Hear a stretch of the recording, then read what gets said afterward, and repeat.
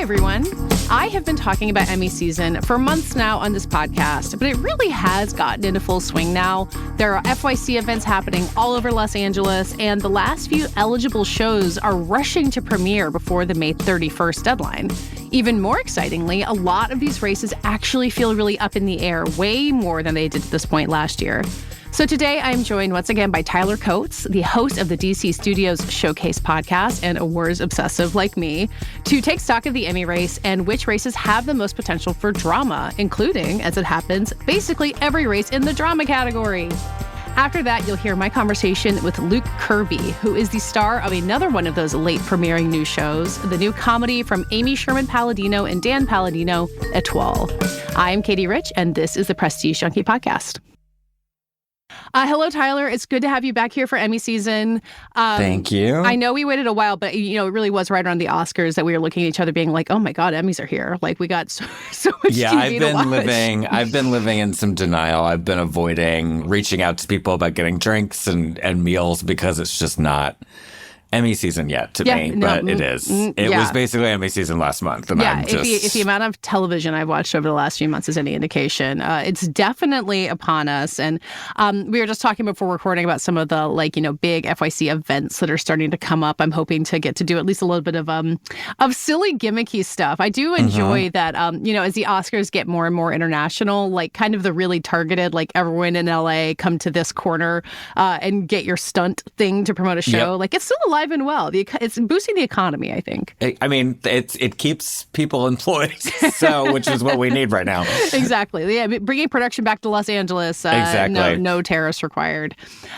So I said in the intro, and I think this is kind of undeniably true, that the Emmy race does feel like it's got some tension to it this year. Mm-hmm. Like this time last spring, Shogun had already ended, Baby Reindeer was already out there, and we assumed that The Bear was going to cruise to victory. That was a little bit of a twist, but it's not really like that at all at this point, right?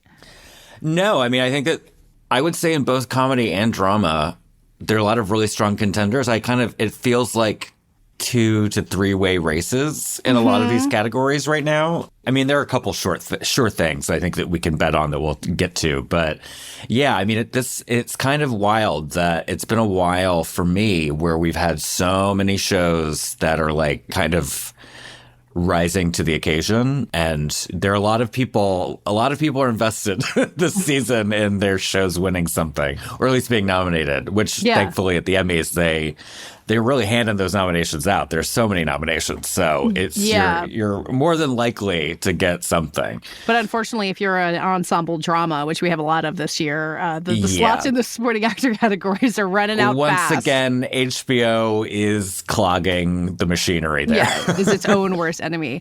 Maybe let's start with comedy, which I think has like a little bit less drama to it to me because it's one category that has a reigning champion. Hacks is back, as is The Bear, which won the previous 2 times, right? Yes. Yeah. So, the trend, the reason that Emmys can feel unsuspenseful is that you've got everyone knows Succession's just going to win again, or everyone knows this is Ted Lasso's year. So comedy is where you get in some of that.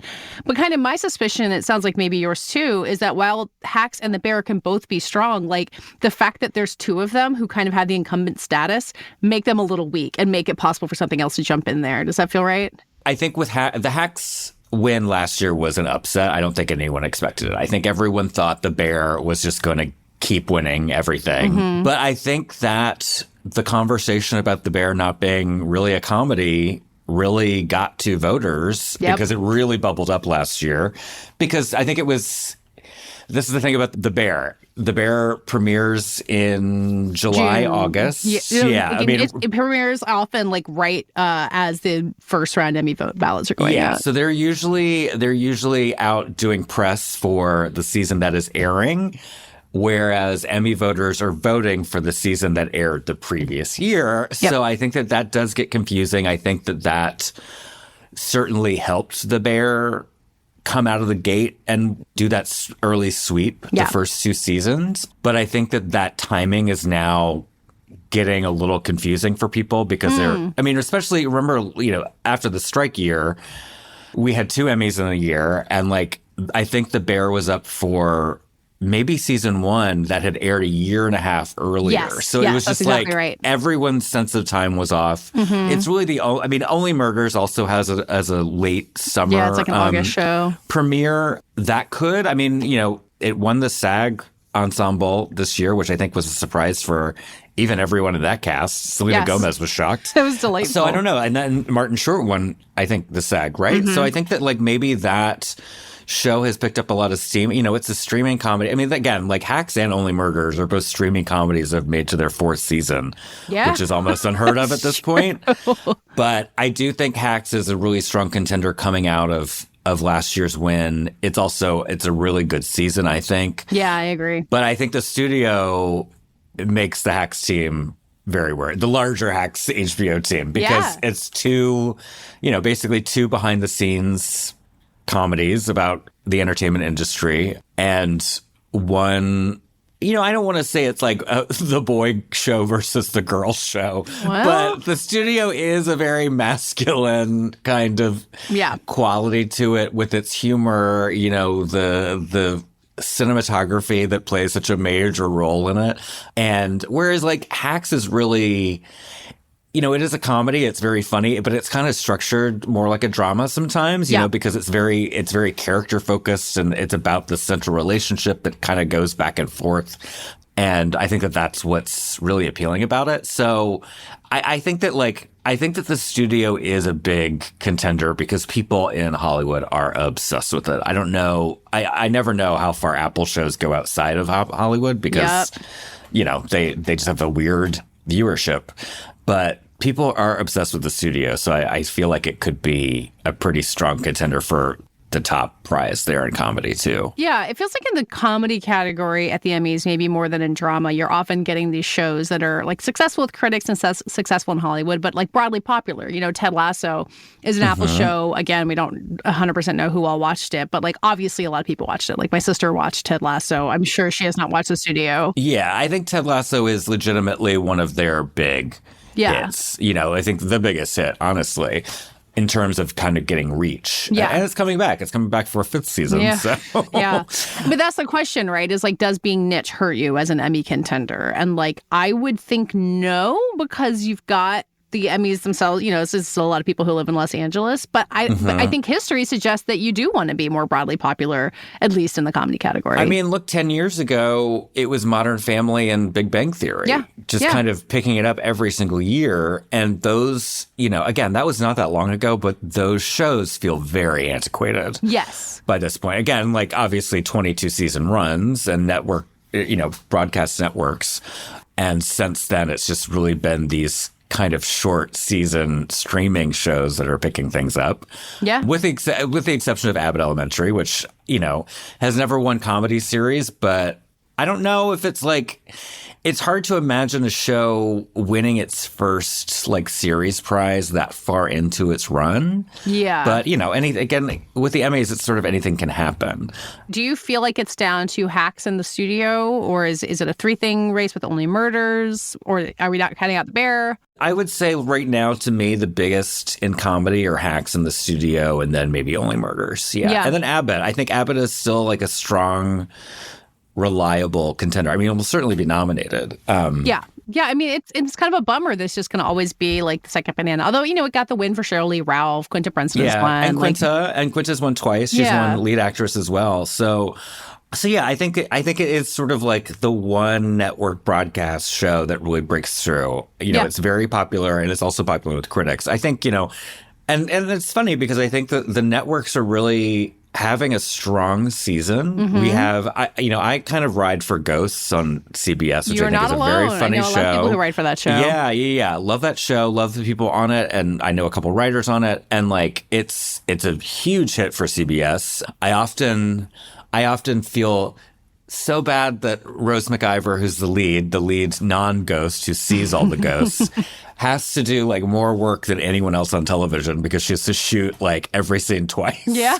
Because she has to shoot with a full cast of characters and then shoot with them all missing. Yeah, that's crazy. And she she is the strongest straight man on television, but she is so overlooked because, the comedy space is so huge right now. And she's competing against a whole cast of ghosts. So I think it's just, there's stuff like that where, you know, and then there's shows where, you know, you have a really strong performance in it that probably will get singled out without it getting a comedy series nom. Like that happened with Natasha Lyonne. Sure. I don't know if maybe Poker Face was nominated for Best Comedy. I can't remember. I don't know if that was. But like question. She seems like a shoo-in there. Maybe Ted Danson for The Man on the Inside, which was very popular last fall. And then sort of, you know, that is the case with streaming comedies. People just sort of stop talking about them. Well, no, I think the actor in a comedy race is actually fascinating because I think a lot of people think Jean Smart's just going to keep cruising to victory in comedy actress. You can tell me if you disagree. But for the you know, the Golden Globes of Critics' Choice and the SAG Awards that happened in the winter, Jeremy Allen White, Adam Brody for Nobody Wants This, and Martin Short all won the 3 different shows. So it's like it really does make it feel like it's kind of a jump ball, which is exciting. Yeah, and like you know, I think Seth Rogen might be the biggest competition at this point because of the studio. But again, if he's writing and directing, people might consider that when they're filling out their ballots. You know, like, okay, well, maybe we give him a writing award and we give a non-writer actor the acting award. You know, I think that these are things. Quinta Brunson winning for writing and not for acting the first time she was nominated. Like, it does feel like that happens with these. Which you know, and it flipped the second year. She won for acting instead of writing. Seth Rogen does not have an Emmy. I just looked it up. His Emmy nominations, his history of Emmy nominations is completely insane and very hard to guess. Can't even imagine. He's been nominated for The Boys as a producer. He was nominated for writing on The Ali G Show in 2005. And he was on Pam and Tommy. He got his acting Emmy nomination for Pam and Tommy. So anyway, I agree that you would kind of choose, but it's, you know, writing in the comedy category is hard, just like all the other ones. Like, how do you pick a favorite there? Yeah. And then like you have Catherine Hahn and Agatha All Along, which is being put into comedy now. And on the studio. Yeah, and on the studio, which I feel like she's more of a bet, I think, in Best Actress than Best Supporting, just because supporting character or categories are so packed. And then I just want to throw out, I love The Righteous Gemstones, which has ended on Sunday. Yeah. I think it was nominated its first season out and then sort of dipped and kind of flew under the radar. But I think this season was so good and the best of all 4. It opened with a really strong bottle episode with Bradley Cooper. Yep. That Danny McBride directed, which I could see Bradley getting a supporting or a guest performance nomination for that, maybe. Yeah, I got to wrap my head. I feel like the guest categories, I always just kind of try to save until the submissions are in because it's so hard to remember. It is hard. Yeah. And then especially when you have Poker Face back where every single actor is a guest contender. Yeah, or like learning that Sam Rockwell is not a guest actor on White Lotus. He actually qualifies in supporting. It's like, okay, I don't know exactly this anymore. But Scott Glenn he was only in 2 episodes, so he has a good shot. Yeah. I have to wrap my head around, like, to jump over to drama. The Last of Us is very confusing to me, where those actors are going to place, because obviously Pedro, without spoiling it, will be probably supporting this season with Bella running as lead. But like, I'm not a huge fan of the show, but I really love Isabella Merced, who's playing Dina, the love interest. And I think that she would be supporting. Yeah. And then Catherine O'Hara playing a therapist in dystopian America. Wait, Catherine O'Hara's on the last.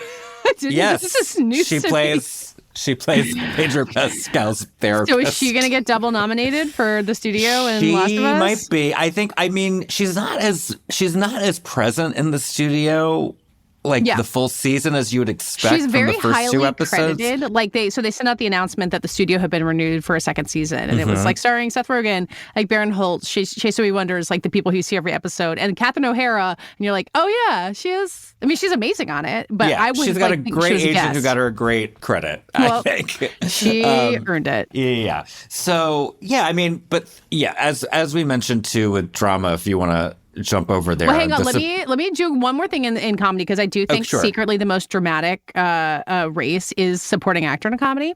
Because Emma Backrack has won twice in a row, and I think there's this assumption like, oh, well, he's kind of the one real standout. He's kind of like the lead of the bear. But I don't think he's going to win a third time. Like I don't feel it, but I don't know who to say is going to, like, is it Harrison Ford on Shrinking? Like, do you give a Paul W. Downs a statue for Hacks? Like, I can't find a viable substitute, but I just feel like it's going to happen. I mean, to me, it's Walton Goggins who... Oh, for Righteous Gemstones. For Righteous. I mean, I think he's going to get... I would love to see him get nominated twice. Yeah. I think the White Lotus one is a shoo-in for him. But he is so funny on the Righteous Gemstones, as it's all of them. I mean, I'm looking at my spreadsheet, the supporting actor box. We have Ike Barinholtz for The Studio, which I think is a strong yes. Coleman Domingo for the Four Seasons. I mean, he's two-time Oscar nominee. He's won an Emmy. I did not like that show a ton, and I've heard mixed things about it from others, but I do think he's wonderful on it. Yeah, I'm one of the... I really liked it. I think that I see what other people have issues with. I think that he was definitely one of the standouts for me. Well, just so his Oscar nominations have been so serious, and like, you know, for like, you know, Sing Sing's a terrific movie, but like knowing that he's funny from having seen him on red carpets and other stuff like that, it's like, oh, thank God he got the chance to do this in a proper show. Yeah, I mean, even he was nominated. I think he won an Emmy for Euphoria. He was definitely nominated. Yeah. So wait, is he funny? I'm not a Euphoria person. No, he's okay, not. I was about to say that funny. show is so serious. No, I think he plays Zendaya's like AA sponsor. Yes. I've not watched it. I watched the one like play episode where Sydney Sweeney has her breakdown. That was sort of, you know, Can I'm you way just too jump old for in that. and watch the? He won a guest actor Emmy in 2022. I wouldn't recommend it, but you could if you wanted to see just see what everyone's talking about. One insane episode. Yeah. But then you also have Eben, you have Walton Goggins. I mean, maybe Will Forte or Steve Carell for the Four Seasons. I'm wondering about Bowen Yang for SNL.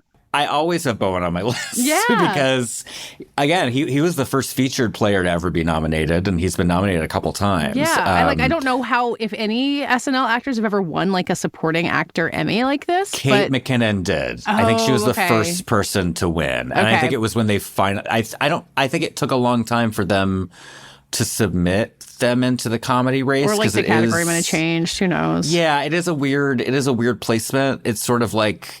you can be nominated in like limited series, TV anthology, or TV movie for like, if you're Daniel Radcliffe, you get in for your Weird Al Yankovic movie. Well deserved.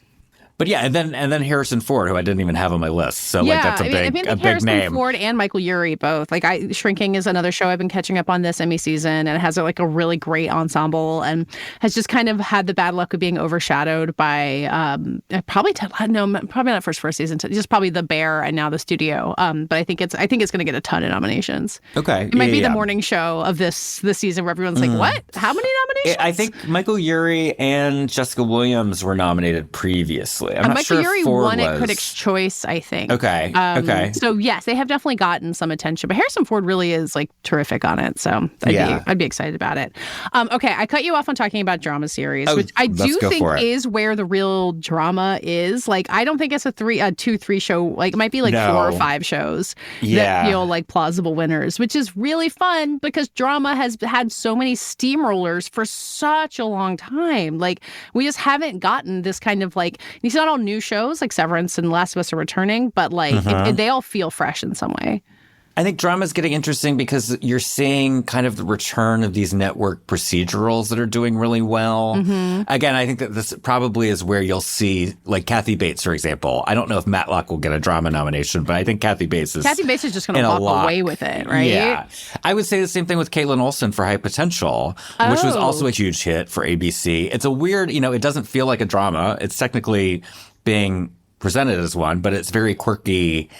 It's funny to me that Poker Face kind of like launched this trend of like quirky women solving crimes because on the heels of that, Elsbeth like out there. Elsbeth, which again, to be fair, was a spinoff of the Good Wife and the Good Fight. Yeah, we have Elsbeth, Matlock, and now High Potential.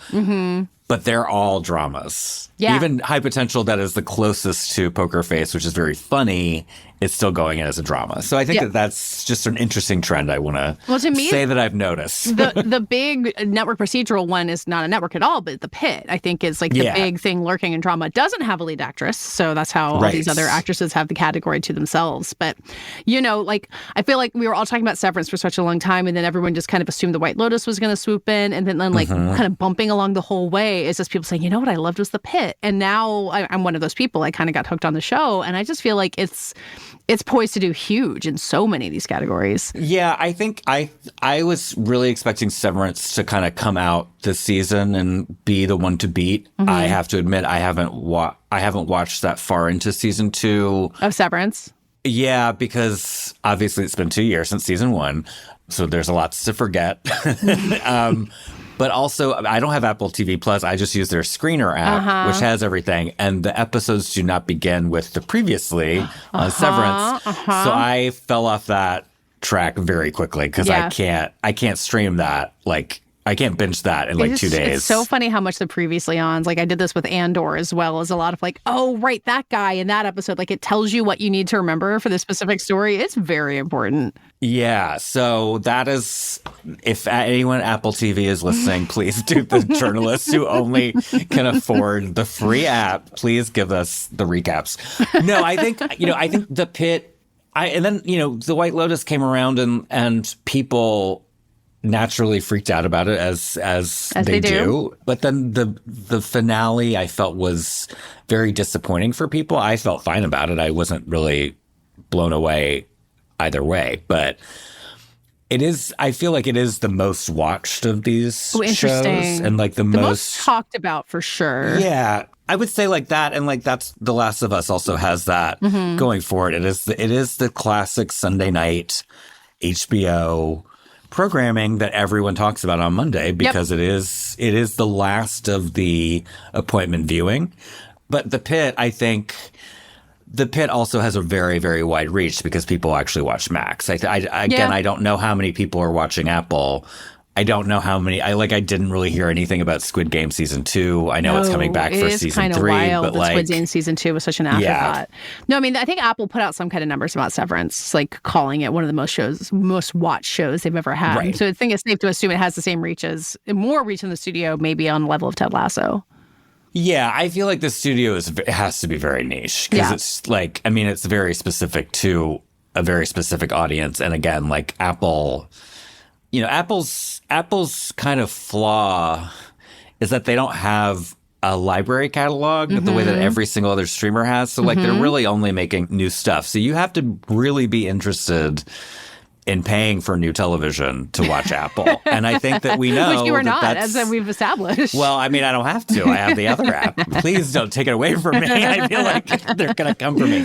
But, that is a consideration. I don't know when you have so many streamers. Yes, these are industry voters voting for television. But again, like there's a lot of people in this industry who are struggling right now. And I don't know if shelling out for an extra streaming app is always in the budget. That's something to think about. I mean, these are the things. I mean, I think often when I explain what we do, like predicting the outcomes, it's really trying to think about who is voting for these things, not just, what is good. And I think TV is really interesting because it is about access. And if you're not in LA and you don't have the opportunity to go to an FYC event and see the stars, it could be a lot less interesting to you, this whole process. Well, something the studio and The Pit and surely a couple other of these have going for them is being filmed in LA. I feel like that's I've heard that as an interesting thing that like all the reps really want to emphasize. Like, did you know that we made this show in Los Angeles? It was very like, The Residents, it was a Netflix show was also made in LA. So expect to hear much more and more of that being like that Andor. It's an international deal. Who needs it? No, White Lotus. Bring them to the Four Seasons here in Beverly Hills. You have resorts in Malibu. Go for it. I know. Yeah. No, that's interesting. And I think that could be, you don't really hear about, I mean, the Emmy race isn't as contentious as the Oscar races. It's a shorter period of campaigning, and it's just... It happens a lot at home with people watching shows. I mean, and people are just sort of happy to kind of like go out and do the parties and stuff, but it's not as intense, and you don't really hear of opposition campaigning as much. But maybe that's really interesting. I haven't heard this idea that like the shows that were not shot here shouldn't get I've heard it more from the promoting. I mean, it's always coming from a more positive thing. Although the opposition campaigning thing, like the people who you would hear say The Bear's not a comedy last year, it would often be from people with vested interest in another show. Yes, that is true. Yeah. So it happens quietly. So in the drama acting categories, this outcome, I have this like vision on my little vision board of best actor and actress winners, Kathy Bates and Noah Wyle. Like the 90s are going to come back and be alive, and they're going to have their matching statues. Do you see it? Is this your vision as well? I mean, looking at the actress race, I do think Kathy Bates is the strongest. She's the strongest name. I mean, she's the most recognizable name for sure. Yeah. You know, we have also on my list, again, I mentioned Caitlin Olsen for High Potential, which is, I think, the comic elements. And her, you know, she's one of our generation's best comic actors, honestly. And it's odd to imagine her winning a drama actor That is Emmy, very strange. But I could see her being nominated for it, for sure. Britt Lauer, I assume, would be elevated to Best Actress this season. I don't think she got nominated the first time around. She did not get nominated first time around. I would certainly expect that to happen. I think that Severance was in the same year as A White Lotus, season 2, so maybe that was why. Yeah, hey, we'll get to supportings. That's where the real bloodbath start.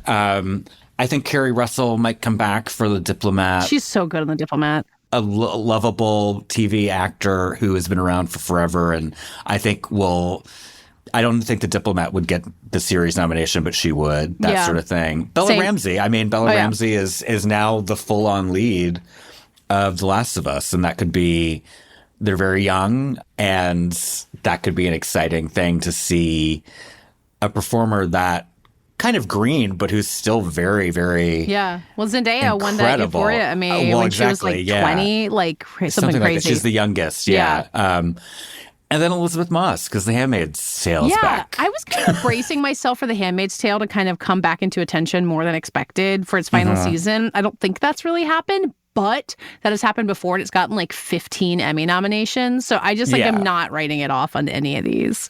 Yeah, it's a solid, it's one of those, I never watched it because I was never in the mood for that, to be quite honest. But people were, and people really were obsessive about it. Again, it does, it is very much Donald Trump administration number 1. Yeah. And here we are, and it's ending. And I don't know. I feel like if you're looking for a political television show of the moment, I think Andor is probably what you're going to go for over than like whatever season of Handmaid's this final season is. Yeah, Andor is just strikingly relevant. Like in a internal political resistance way. There's a lot of like, I think, unavoidable parallels to the Gaza that we'll see if people start getting mad about that. I did want to shout it out. Like, I don't think it's in the like top 4 could win the top drama series statue that we're talking about, but like it is so good, as everyone has been saying, and I think it was kind of a surprise when it got that first season 1 nomination, and I don't think it's going to be as much of a surprise this time. But like, can it fit in with all these insanely crowded races?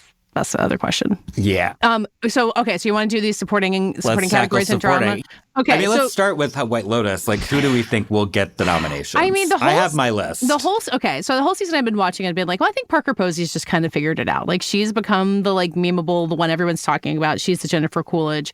But then that final episode monologue from Carrie Coon, which like I had my issues with it. Like, I wasn't totally sure that like writing wise that was like an earned moment for that character. But like she separated herself from the pack of those 3 in that moment, which I think all of like people who know Carrie Coon kind of thought was going to happen, and it just took a while.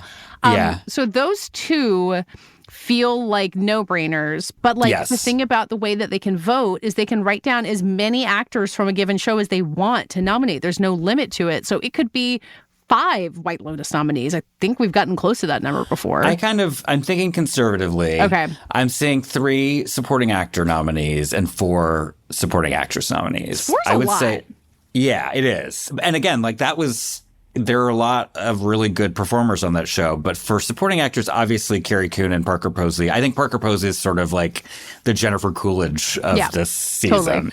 And it feels like Jennifer Coolidge, like a comeback type of thing. Like people are recognizing some of us always knew, again. But go watch some Party people Girl, get an education. Exactly. Some people are kind of discovering Parker Posey for the first time, which I think is really interesting. Kind of a perfect way to do it because it's showcasing all that she does It well. really is a great Parker Posey And then on top of those two, I think Natasha Rothwell, who was nominated for season 1, and, you know, I think is just a performer people recognize and like. You know, I think it's worth talking about her show, How to Die Alone, which was like was nominated for a ton of stuff, like right on the heels of being canceled after one season. Yep. So I think that like that certainly brought some awareness to her because she was about to go into White Lotus press. And so she was able to talk about both. Yeah. That's actually very helpful. And then another, like the real breakout, I would say, from the season was Amy Lee Wood. Yep. That people just became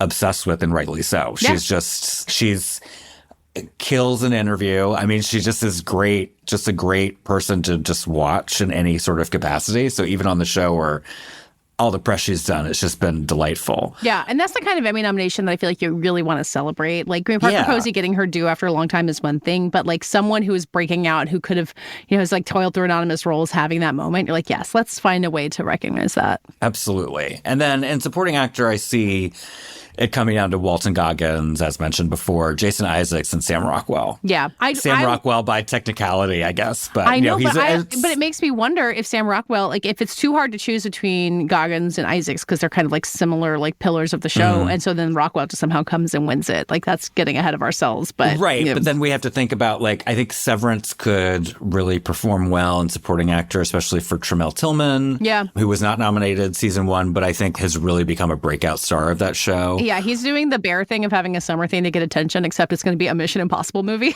So exactly. We'll be talking about him again. And he was at the Met Gala on Monday night. He looked great. Oh, you haven't seen that one yet? Okay, I got to look it up. And then John Turturro, who is, you know, just a veteran that people love. Yeah. So beyond that, like, I haven't watched all of The Pit, so I'm not sure if there's like a strong supporting performer there. And then in Andor.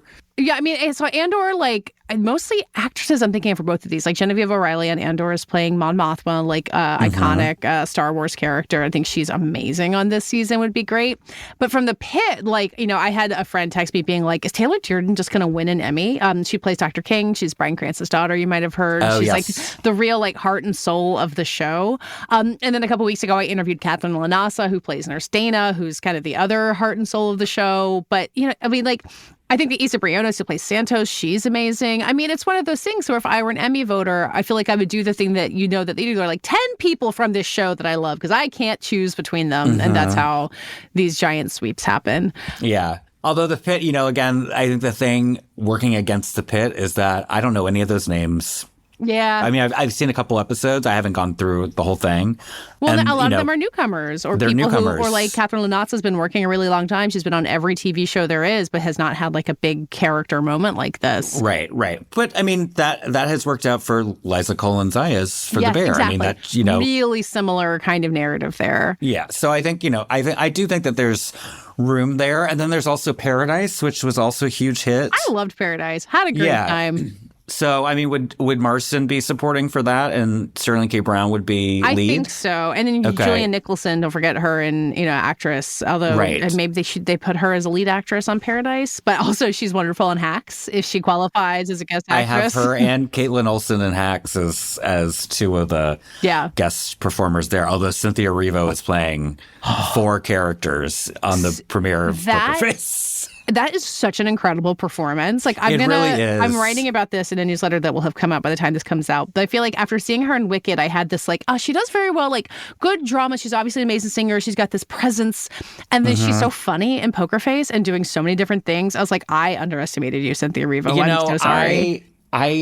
She is so good. I don't want to root for her. It's a terrible thing to admit, but it's just like, oh God, it's like the Meryl Streep problem. Like, fine, she shows you're up great. and it's just like, this is the time I'm going to see the cracks in Cynthia Erivo, and then she shows up and she's perfect again, and I'm like, I know. How do you do it? It's like, I mean, she was literally running marathons between like the day of a show when she was in The Color Purple. Yep. In New York. I mean, she is truly We do need her to lead her own Mission Extra Impossible human. movie. Where we get to Yes, just I watch would love her that. sprint. That's a whole separate thing. Absolutely. To rewind back to supporting actress and drama for a second, we should not neglect the fact that Allison Janney is in there for the diplomat, and when Allison Janney shows up, she wins Emmys. So I don't know. Patricia Arquette for Severance too. Yeah, I mean, same thing. If Britt Lauer is going lead, then she's a stronger contender. I think she was nominated season 1. Britt was not. Yeah, I think that's which sort of right. makes sense. I mean, again, like when you have the opportunity to nominate 8 people, and there are so many people, you're going to go for names you might know. Yeah. So that, that helps when you're Patricia Arquette. Well, and you mentioned Isabella Merced for The Last of Us, but Caitlin Dever kind of had the big moment that everyone had been waiting is for. True. I'm curious how many if she would be supporting or guests. Because again, it comes down to the number of episodes you're in. I think you have to, if you're, is it maybe you don't even know, I don't know if this is right. I think it's more than 50% of the episodes. It's I literally think that's just what half. It's like going to be half. Yeah. Yeah. Well, okay, as we wrap this up, I know we were saying before that limited series does not have the same kind of level of drama to it. It does feel like adolescence is just going to kind of run away with it. Do you see there being interesting contests in there somewhere? Not to bring a conflict of interest, but I do think the Penguin is a very strong contender here. I agree. I mean, I think Colin Farrell is the front runner and actor. I think Kristen so, but Milotti, the question is... The question with Colin Farrell, I think, is if Stephen Graham rides the adolescence wave, because he's competing lead and everyone else in adolescence, I think, isn't supporting. But I would go with Colin Farrell in the meantime, probably. I think so. I mean, look, I liked adolescence. I think it's interesting, when it's tough to compare 4 episodes to 8 to 10. Yeah. And I think that is going to be the question that people have to ask themselves. If the 4 episode oneers rose to the level of 8 hour-long episodes. For me, I don't know if it did. I probably would vote for Adolescence as my top contender. I loved Dying for Sex. I think my favorite show. So much. It's a weird show. I understand why people may not want to watch it because it is, how it's going to end. The ending is my boyfriend and I were literally just melting down on the couch watching that. That is appropriate. Having said that, going into it, it is one of the funniest shows on television. Yep. It is again, it's a comedy drama and limited. I think Jenny Slate is so incredible on it. She is phenomenal. Rob Delaney is great on it, and Michelle Williams doing comedy is just my sweet spot. It makes me so happy that she's doing a comedy again, even though it's a very sad show. But she's really funny in it. She is so funny in it, and she's such a good comic actor. And that would, if I were voting, that would be my vote. I think it seems like a tough show to get people to watch. It feels like it has not hit as much as I thought it would when it premiered. But I think that there's time still, especially if Adolescence does not have a lead actress. So I think that's where Dying for Sex can really compete. I think Jenny Slate in supporting is kind of up against Erin Doherty, who's in that really standout 3rd episode of Adolescence. And, you worry about a sweep happening there. But there's potential for it. I'm still really rooting for it. Yeah, but that's sort of the thing where I'm that's going to be a tough decision to make as a voter. Do you, in limited series, there are no guest actors. If Erin Doherty were in a drama, she would be classified as a guest just by math. Exactly because right. she's at a 4th of the show. So comparing one long 2-hander sequence that was really brilliant, what was my favorite part of that show, against, Jenny Slate's full season is tough. Yeah. You also have Deidre O'Connell in The Penguin. Yeah, that's true. Sissy Spacek also in Dying for Sex, a much smaller role. Yeah. Yeah, and then Leslie Manville in Disclaimer, which we haven't talked about yet. Which I have not watched yet. I'm going to get to it. I recommend it. It's insane. Okay. It's insane. It's one of the most beautiful television shows I've ever seen because the cinematography is great. Emmanuel Lubezki, who's one of Alfonso Cuarón's one of the greats. Great collaborators. Kevin Kline, I think, is going to be a Best Actor contender. He is his face was built to be lit by Emmanuel Lubezki, as I have to say. It is so insane. I think it's not good, but it's just, it takes such insane big swings because it's Alfonso Cuarón. There's a very dramatic moment in the surf on a beach. Yep. Roma style. So yeah, so I think Kate Blanchett and Kevin Kline are definitely have a lock there. I think maybe Leslie Manville could get in supporting.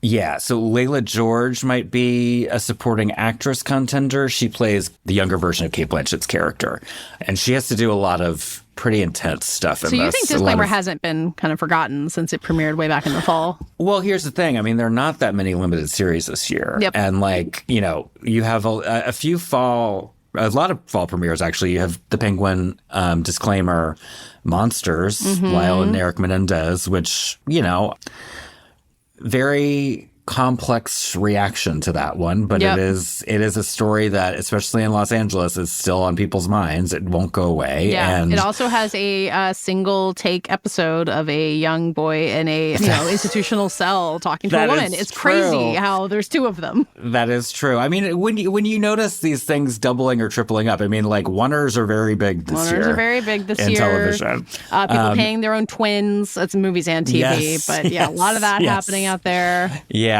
And then Say Nothing, which I loved and did not really blow up the way that I thought it would. And the way that I think it should have. So, and it's funny, FX is coming off of a big year last year with Shogun, which I think was always sort of intended originally as a limited series. And then it was just the reaction was so intense. They were like, well, we got to renew this. It's going to keep going. So it's funny that this year they have two really good contenders that are kind of flying under the radar right now with Dying for Sex and Say Nothing. Yeah, that is interesting because they have such a power with the Emmys and prestige TV like this.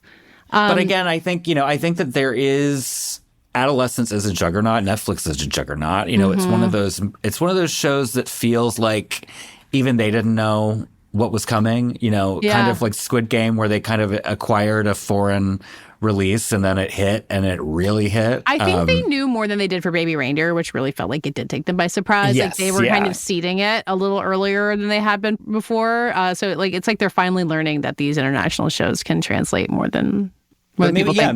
Maybe that was the lesson learned from Baby Reindeer, that they, that's the sweet spot when it comes to their packet. Yeah, I agree. Okay, as we wrap this up, I know we talked about a lot of things that we both really like, but do you have a rooting interest? Is there one particular person or category that you are engaged with the most? Gosh, I don't know yet. I mean, comedy is always what I get more excited about in TV. It's all, TV, you probably experience this whiplash and I don't have to anymore because I quit my job. But when you do, like 7 to 8 months of Oscar season, you're watching the best movies of the year, and like some of them may crawl to the 3-hour mark. There's always 2 or 3 every year. Turning from like basically the 2.5-hour movie to then having to watch like 10 hours of everything is so much. So it's so much.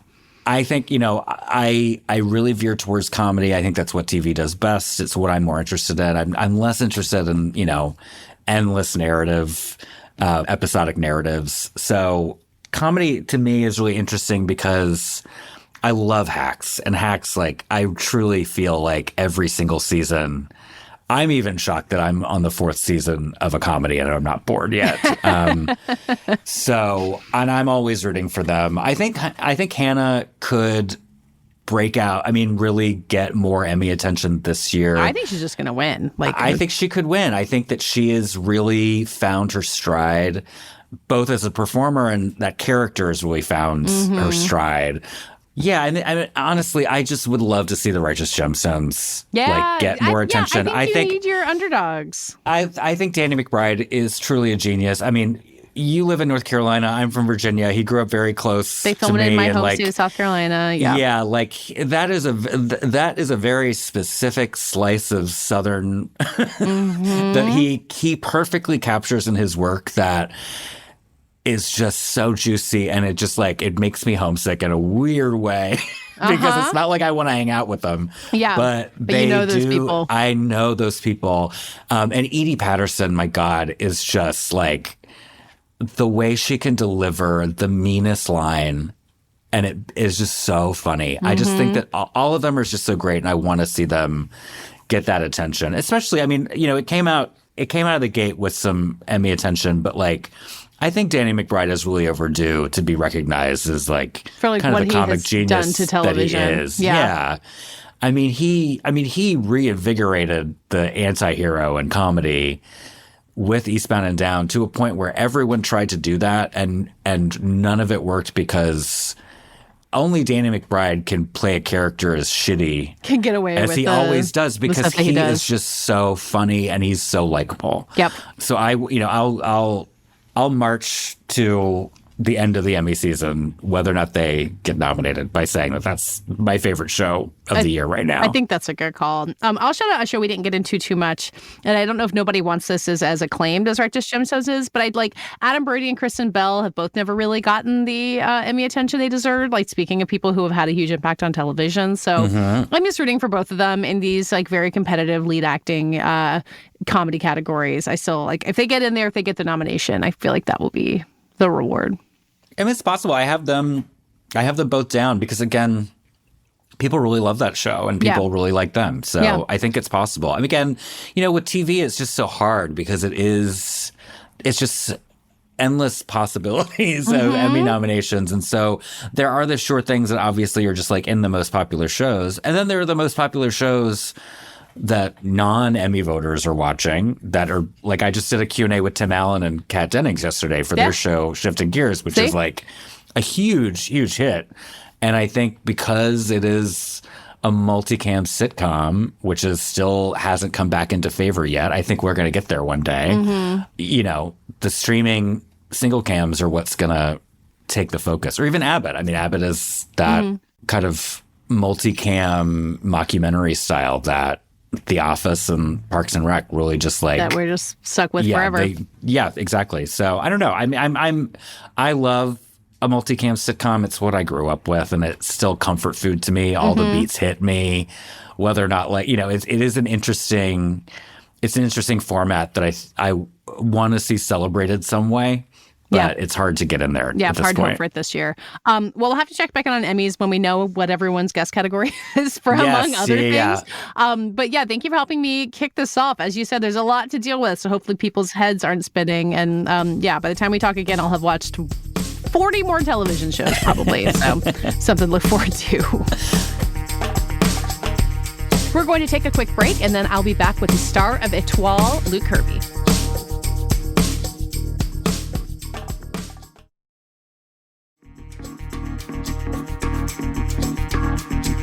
Let's hear my conversation with Luke Kirby, who won a Guest Actor Emmy for his role as the enigmatic and very alluring Lenny Bruce on The Marvelous Mrs. Maisel a few years ago.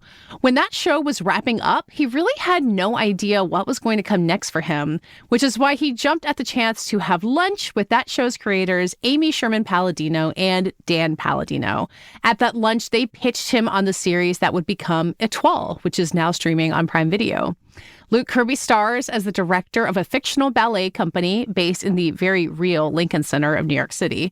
He and the director of a Paris-based ballet company, played by Charlotte Gainsbourg, come up with this stunt idea of switching dancers for the season, trying to bring more attention to the constantly struggling art of ballet and creating a lot of TV-ready drama in the process. Most people wouldn't assume that television is also a struggling art, but I think a lot of the people who work in it know that it is in a lot of ways. And Kirby has been acting long enough not to take any kind of job like this for granted. And he talked to me about the reward he still finds from being on a set like the one for Etoile, and why it's worth making art, be it television or ballet, while the world seems to be on fire all around us. There was a lot to get into. It was a great conversation. So hear it all from the star of Etoile, Luke Kirby. I wanted to ask you about the lunch that Amy Sherman-Palladino and Dan invited you out to at the end of Maisel, which was the origin of all this. Because you said you were basically lured in by a free meal, which, I think we could all relate to. But I'm curious where your head was at as Maisel was wrapping. It was obviously like you kind of came in and out of it, but it is kind of an end of an era. So like, did you have a sense of something new coming on the horizon as that show was wrapping up? Not especially. I think I'd heard maybe whispers about what they were planning on doing next, but I didn't know that I would be involved in any capacity. Yeah. I really felt good about what we had done with Lenny in Maisel. Like I love the kind of the fine touch that they gave that arc. Mm-hmm. But I did feel like I missed out on a bigger feast Sure. of getting to work with them and work with that crew. And so I was sort of, sad to say goodbye, but especially felt like I, maybe missed out on some stuff. So to be invited into a new adventure with them so quickly was really, just really charmed and, Yeah. felt like an answer to my prayers in a way, Yeah. I mean, obviously, when you work with them, like, they're offering you this kind of big part in the show, so you're going to say yes, but you presumably establish a working relationship, a sense that, like, these are people you're going to trust to put you in the center of something. So, yes. And, they didn't tell me that it was this, like, that it was going to be the lead of the show. I mean, in fact, I said to Amy at some point, I was like, like I prefer to work in the afternoons, and maybe if you could give me a role where I don't have to talk too fast, She was like, "You're going where we tell you to go, Buster." Yeah, exactly. She was like, "See you at 4 a.m." Yeah. Yeah, you got to keep dancer hours. That's right. But yeah, what was the relationship you had built with them at that point? Like, how did you build that trust among them to, go be at the center of something? Obviously, you had years to do it on Maisel, so did it take time, or was it? I mean, we'd definitely gotten to know each other over the course of Maisel. I mean, Maisel was so charmed because it kept bringing, because it did so well with the awards and stuff. It always would bring us back. Yeah. In that capacity. And so we were always seeing each other at these really exciting, very sort of dizzying, scary and dreamy environments. So it was just always we were just always getting to know each other. And I think we all felt so good about, Maisel's achievements, but also I think that role, Lenny, felt really, it felt special to the show. I think for them, it was, and for me, it was unexpected that it took on the arc that it did take on, and the sort of that, it had that force inside of the show. So I think it just felt like we had kind of found ourselves in some kind of synchronicity. Sure. And honestly, there wasn't a lot of talk. I mean, even to this day, I don't know that we don't talk a lot about how or even what. It's sort of, to me, I think the understanding is they go into their laboratory and, do the writing, and then I kind of take it away and sort of, embody it as much as I can. And then we show up, to the very tight schedule of shooting a TV show, and we do our best to make something come alive. But we don't discuss the creation too thoroughly. Like when it comes to character and backstory and stuff like that, it's really, they kind of leave that to the actors, I think. Yeah. So you walk on set confident that whatever prep you've done on your own is going to match with what they're looking for, which I assume is not always a guarantee on a set. Yeah, I don't know that it's confident, but it is hopeful and full of prayer and faith. I mean, I do think that something, definitely when we began the show, and we'd come off of, but I had done something so specific with Lenny, and I was like thinking, how is this? And it's a totally different story. I kind of, I thought, geez, I hope they like it, but they never asked me to leave. So they're pretty invested in you. Probably it would have been hard. Yeah. Yeah. I mean, when you walk onto this set, with Maisel, you got to kind of come in and out. You were saying you felt like you missed out on the group experience. So when you're in the middle of it, the whole group is there, you're on set with God knows how many dancers or whatever. Like, what does that feel like? Is you like, you got what you asked for, but is it maybe more than you bargained for?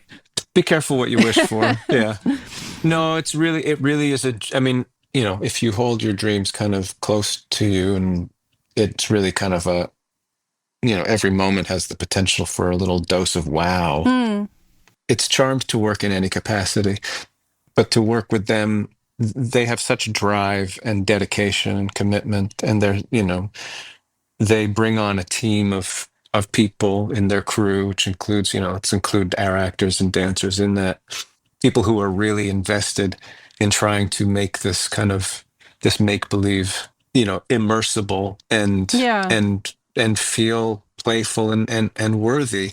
And that's what it's like. You kind of, in this sort of environment that, crossing the bridge into deluding yourself enough to believe the moment feels very seamless because everybody's kind of brought their best efforts. I mean, the dance company, for example, first of all, they're incredible, and their dedication is so intense and inspiring that it sort of rings a bell to kind of come correct and awake to the Sure. moment. But they also did this thing where like they treated me like the boss. Like I would walk into the room and they would kind of sit upright and sort of like acknowledge me like with this sort of, that was just a beautiful thing that they somehow kind of chose to do. And Yeah. it just felt sort of well, playful. I mean, it's, there's a kind of smoothness to it, but I think it's from the amount of work that goes into it prior to showing up. It's not easy, Yeah. And the days are, they're hard days. They're long and they're taxing, but you'd be a fool to not acknowledge that it's very lucky to get to go into a space and play with that kind of talent. Yeah, I mean, when you spend your days with dancers like that and you're watching them do those kinds of things, does it make you want to like go home and like stretch more? Do you like change your diet like that? It's an amazing thing to witness up close, but God, like spending the time in rooms with people like that must be really head spinning. It's just the dedication. It's the dedication. It sort of just kicks your head on straight, where you just go, oh, we don't do this for anything but to be granted the opportunity to do this. Yeah. That it really, because there's something in the doing that is sort of aspirational, that can kind of carry you into, you can have a brief moment of visiting a better world or, a different world. And that it was just their dedication that kind of inspired that in me, and made me kind of just want to be all the more committed to the story that we were telling. Yeah. Well, and the show is so much about how hard it is to create those worlds, right? Like the idea that like the money's not there, the audiences aren't there, and you have to like come up with these things to do, which, Hollywood is having its own like moments of challenges like that. It's different from ballet, but it feels nice to have it be on the surface, right? Of just like saying out loud that it's really hard to make something that seems effortlessly beautiful when you actually watch it. Yes. Yeah. This stuff is impossible. It's like, I came up doing theater, and, that world is very sort of adjacent, let's say, to dance. Of course. And if any kind of performing arts, and these great institutions that, are worthy of accolade and, worthy of admiration and have a great history, have struggled in the best of times to make things happen. It's nigh on impossible. And it's always, to me, a miracle that anything gets made at all. Yep. And you just hope for the best. Yeah. But it is nice to see, I love watching those kinds of stories. I love that kind of, in the face of a kind of sort of civilization that seems hell-bent on accelerating itself into the point of obsolescence. It's nice to see a group of people trying to maintain some, to make something beautiful, some appreciation for beauty. Yeah. Like really, there is something about ballet that these are people who really are in love with an idea of beauty and a world that is dedicated to the realization of something unreal, a kind of an aspiration that I think Amy and Dan have that in them, like in the way that they work. They do sort of create these worlds that are just that float just a little bit above our reality. Kind of find ourselves going, well, that's not quite real, but it's not supposed to be. It's just a little bit, just floating up above and kind of a place to go. Yeah. Oh yeah, Well, you said you were not wanting to have to talk fast through this, and there's plenty of that, and walk and talks and all of that stuff. So again, you're used to this world, but what kind of what kind of exercise does that require? How do you limber up for that the way that a dancer would? Does it take some doing? Hot showers, moving your mouth. I mean, I think Charlotte, Lou, and I are all kind of slow thinkers. We're all a little bit laconic. We're kind of mumbly. They're just trying. Yeah, it's just trying to get the motor going, and then just figuring out a way to feed the engine throughout the day so that you don't, gas out before lunch. Yeah, it's scary. I don't know how people do it. I mean, I know so many people who talk fast and can do it for hours and hours on end. I do it for like 2 hours, and I'm like ready for a 4-hour nap. Well, and you can prep for it on your own and you can memorize your lines, but then you get on set with, somebody else and you have to bounce off each other for that. So like, I mean, and yes. That's why you have to embody the language so much so that it's not, you can do it backwards. It's kind of to really be able to show up on set with Amy and Dan and what they expect of their company, because they do, especially Amy, she composes these, a lot of shots that are that demand precision, that demand a lot of choreography, that are very sort of, they're like dances. Yeah. There's like crew members moving furniture to then be brought into the shot before you see the crew member. There's background performers, there's dancers, it's this wholly kinetic experience. And then one person drops the ball, it's back to ones. And, you don't want to be wasting anyone's time. So yeah, it's really just trying to embody it as much as you can so that it sort of is flowing out of you without thinking about it. The beauty about that is I find that if you put that work in, their language begins to reveal itself in the performance. That there's a nuance to a sort of, they are not especially, well, they obviously have a great deal of affection for people, but I don't know if it can be matched by their irreverence from, and they won't lean into anything that feels obvious in its emotionality, if that's a word. But when you are doing it, I find it's sort of things reveal themselves inside of the writing, the doing of it, that I think is really cool and a testament to their talent. Yeah. And so much of your character's arc through the season depends on really this chemistry and these relationships. And we learn about past relationships and see new ones build. And, I think we talk about often when like people outside of it write about television, we're like, oh, they have such great chemistry. Like they really feel the dynamic. And I wonder what that feels like to build from your point of view. Like if it is just about like having acting skill, if it does require some relationship building, because it's a lot of things that are said and unsaid, like you were said. And it feels like, there's something there that is really hard for me to put my finger on, and I wonder if you feel like you can. Yeah, I used to be bothered by that idea about chemistry because I thought, well, it's our job. Like like I could have chemistry with the wall if I wanted to, But as time marches on, I really do. You're so lucky to find a good playmate. Sure. And we all know what that feels like because, well, unless you were homeschooled through college. But everybody knows that feeling of meeting somebody where there's something that fires off, a kind of simpatico or synchronicity that makes you just go like, I do think actors certainly know how to make themselves available to that energy a bit more because they practice at listening and are very open to whatever. But I think you really just rely on casting. I mean, the cast that we have on this show is just so incredible to me. I think it's a really exciting and kind of different gang. And I didn't know Lou's work prior, but she is just an absolute force of nature and a very funny person and very curious and not unlike her character, will not suffer fools. Charlotte is just like, to me is like,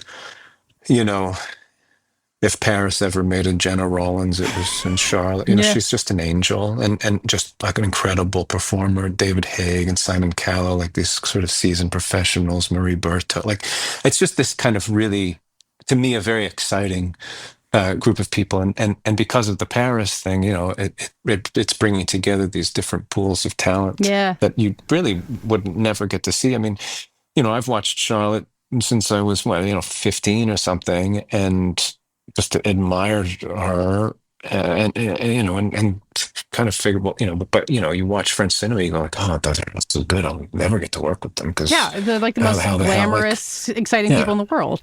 Yeah, how the hell would that happen? Yeah, but, magic Amy television. Sherman-Palladino. Well, you there's have magic in that hat. I think you have great chemistry with this Pat Kiernan, and like knowing you're a New Yorker, he's an icon. He's been in 8,000 movies, but you guys get to really spar.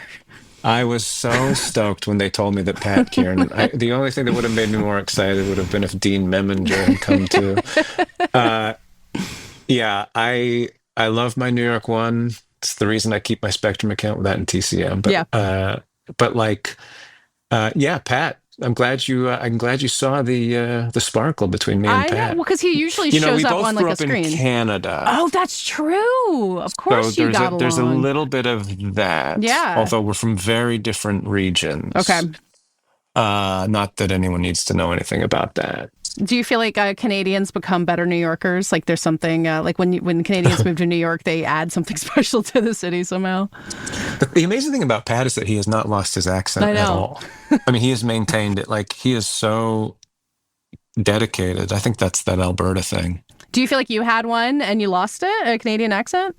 I remember kind of developing one, like, when I was like 11 or so. My mother's from Brooklyn, and my father, he kind of grew up everywhere, but I would say like Providence, Rhode Island. So Okay. I wasn't raised by people with Canadian accents. But then, yeah, when I started to kind of come into my own, I started to talk a bit like, no, I never. I ain't doing that. No, like, Is it like to fit in? Like you want to sound like the kids at school? I think it must be, because when I go home sometimes, if I run into the right person, I'll be like, hey, man, how you been? Right on. Oh, is that right, eh? Yeah. But I definitely don't do that on the subway. It's because I'm from the South, so I feel like I've had this conversation in a couple recent interviews, being like, your native accent, when does it come out? I don't know why this is a recurring theme for me, but yes, well, it's an interesting thing. I mean, it's almost like speaking another language, isn't it? Like having to switch gears. Yeah, because it's like you slip. It's like a comfort thing when you don't realize it until you're doing it. And I mean, can you imagine trying to order a chopped cheese at a bodega? You got to talk as fast as you can. And hey, sorry to bother you, but I heard you had chopped cheese. That's what I love about the New York. Like, people think New Yorkers are rude, and everyone is just very efficient, but very nice in their efficiency. Like, it's not the Canadian and Southern thing, I think, of talking forever to be polite, but it's a different thing. I agree. I think New Yorkers are just wonderful. Yeah. I love New York. And if anybody on the subway ever needs directions, everyone on that train is going to jump in to try to help them. That's what I always remember. Yeah. I think it's proof that therapy works. New Yorkers can be very honest, and I think it's good for them. It's good, emotional intelligence. By proxy, good for the world. Yeah, I think that's totally true. I wanted to ask about I think episode 5 or 6 is when your character is having a birthday and turning 45 and kind of considering it this like big major milestone, which I don't often think of 45 as being treated that way. It was kind of nice to see it. But it made me think about, you spending, making the show. There's all these young dancers. The show is about like a creative career having an expiration date, which I don't think is as true for actors, but careers evolve, as you get older, things kind of inevitably change. And I wonder where you're at thinking about that. Like, having done this for so long, do you feel like doors are opening or closing, or that you're thinking about things differently in what you want to do? The thing with dreams being, having dreams, having them build up and then having them being met in some ways, like, it's always too late.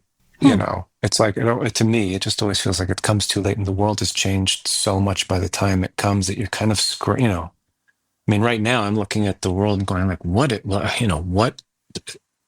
think it's like we Rip Van Winkled and woke up calling a totally different medium. Yeah. By the same name as the medium that it was, but it's not. It turns out that we've entered like a new domain that we just don't know what it is exactly. Yeah. I guess I'm freaked out probably more than anything. I'm very happy to be working, but I always have been. I mean, I've always felt very strongly that this kind of work, I mean, the kind of, work can happen anywhere. I've always felt like acting. Okay. Yeah, that it's sort of, it's safe from the failings of civilization. Well, Station 11, did you ever watch that show where they literally travel and do Shakespeare after the apocalypse? Right. Yeah, that's kind of what I always felt like, we'll be okay. But I don't wish that upon anyone. I enjoy show business. I mean, I like this business. I think it's a great industry. Yeah. And I think I've seen it provide so many, there's this moment at the end of every day, where the sound department has to get the room tone, to patch it into the sound mix. And, so for a minute, we're all asked on stage to stay quiet. And it becomes this heightened moment because everyone suddenly becomes afraid of making any sound. And I just love it to look around. I look around at a crew of people who I feel like I've known for millennia, and that there's nowhere else that they could be on Earth that would make sense. That there's like that these are. I think I knew all of these people in high school, and there's no other place that they could be that would where like and they are so dedicated. They give so much of their time and their life and their inspiration to this tiny little moment, and there's nowhere else they could be. Yeah. That does it for today's episode. This podcast is edited by Brett Fuchs and produced by Brett Fuchs and me. Our theme music is by Dave Gonzalez. Thanks again to my co-host, Tyler Coates. Subscribe to the Prestige Junkie newsletter at theankler.com and subscribe to this podcast on Apple, Spotify, or wherever you get your podcasts. We will see you next week.